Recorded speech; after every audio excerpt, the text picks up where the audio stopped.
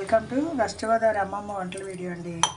ఈరోజు నిన్న ఊరికి వెళ్ళి వచ్చామండి. గురువాయూరు, కేరళ స్టేట్లో నుంచి గురువాయూరు వెళ్ళి వచ్చామండి. సరే పప్పు ఏమి రుబ్బలేదు. నిన్న ఊరు నుంచి వచ్చి అలసిపోయి బట్టలు ఉతుక్కుని నిన్న 10 గంటలకు వచ్చామండి. మా పగలు 10 గంటలు దిగాము. సెంట్రల్ నుంచి ఇంటికి వచ్చేసరికి 1 గంట 11 అయింది. ఇంటికి వచ్చి ఏదో వండుకు తిని పడుకుని కాస్త బట్టలు ఉతుక్కున్నాం.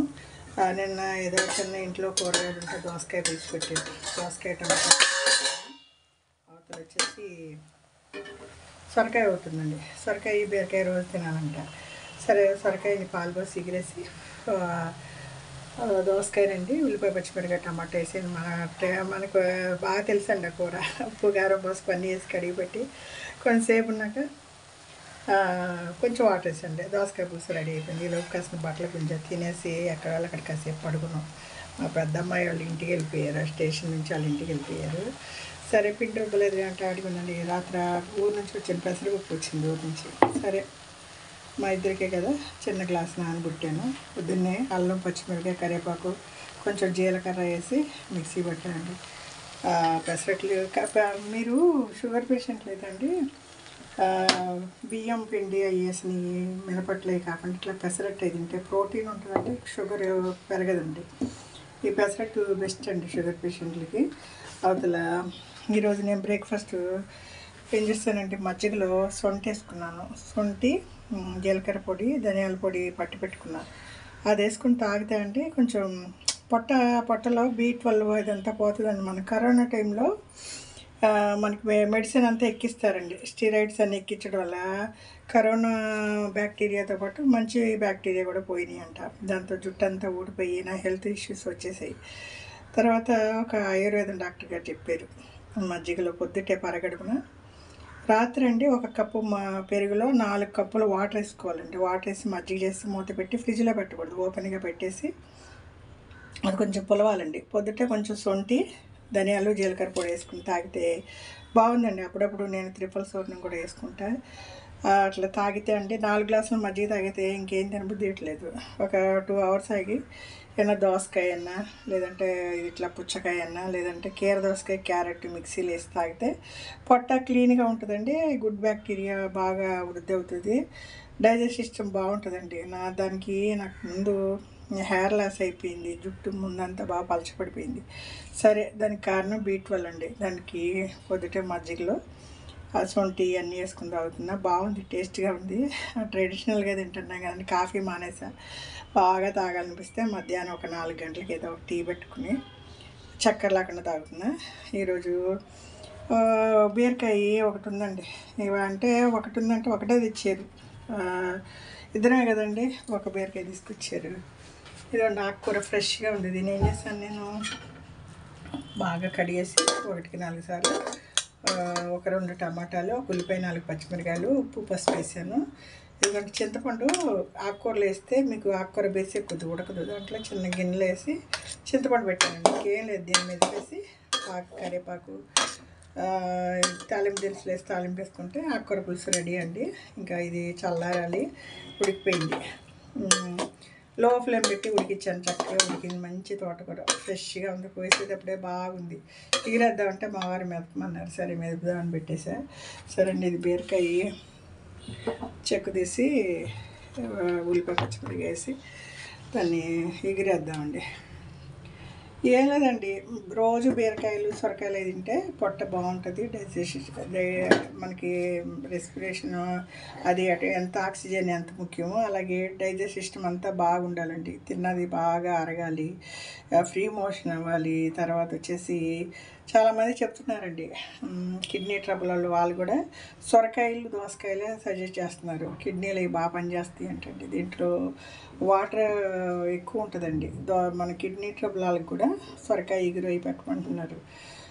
దాంట్లో ఉన్న వాటర్తోనే అవి ఉడికిపోతాయండి. మనం ఎక్స్ట్రా వాటర్ ఏమి యాడ్ చేయము. దానికోసం అండి మన ఒంట్లో అన్ని సిస్టాలు బాగా పనిచేస్తేనే మనం యాక్టివ్గా ఉంటాము. ఇదే అండి ఈరోజు ఏదో కూర అయిపోయింది. దీని మీదకి తాలింపు చేసేస్తా. ఇక బీరకాయ చెక్కు తీసి ఉల్లిపాయ పచ్చిమిరకాయకి వేగినాక ఉప్పు పసుపు వేస్తానండి. ఈ బీరకాయ ముక్కలు వేసి కొంచెంసేపు మగ్గినాక కొంచెం కారం వేస్తా. ఒక్కొక్క రోజు పాలు పోస్తా, ఒక్కొక్క రోజు పోయిన. బీరకాయ ఫ్రెష్గా ఉంది. సరే అండి, సాయంత్రం టిఫినే కదండి, ఈ పూటకి కూరలు చాలు. ఏదో పెసరపిండి కొంచెం మిగిలిందండి, సాయంత్రం టిఫిన్ కవర్ చేసేద్దాం. ఒక రోజు మీద పెసరపిండి ఉంటే పులిసిపోద్దండి.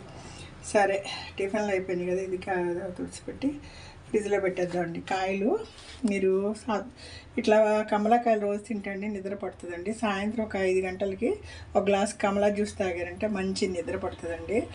డైట్ ఉన్నవాళ్ళు, బరువు తగ్గాలనుకున్న వాళ్ళు ఇట్లా జాంకాయలు కమలాలు ఇవన్నీ తిన్నా మీరు వెయిట్ పెరగరు, కడుపు ఫుల్గా ఉంటుందండి. అన్నీ తిన్నామని సాటిస్ఫాక్షన్ ఉంటుంది. ఈ జాంకాయలు 30 రూపాయలండి, కమలాలు 1.5 కిలో 100 రూపాయలు. మనం ఈరోజు కొన్నాం అనుకోండి 2-3 రోజులు వస్తాయి. మనం ఏదో మెడిసిన్ కొనేస్తామండి, ఆ మెడిసిన్ బదులు ఇలా ఫ్రూట్స్ అవి కొనుక్కునే టయానికి మనం తింటే నిద్ర పట్టలేదన్న బాధ లేదన్న చక్కగా నిద్ర పడుతుంది. మంచి ఫుడ్ తినడం వల్ల డైజెషన్ సిస్టమ్ అంతా బాగుంటుంది. అవతల మనకి హెల్త్ అది కొంచెం యాక్టివ్గా ఉంటుందండి, ఒళ్ళు తేలిగ్గా ఉంటుంది. అనవసరమైన ఫ్యాట్స్ అయితే తగ్గించేసుకుని మంచి ఫుడ్ తింటున్నాను సాటిస్ఫాక్షన్ కూడా ఉంటుందండి.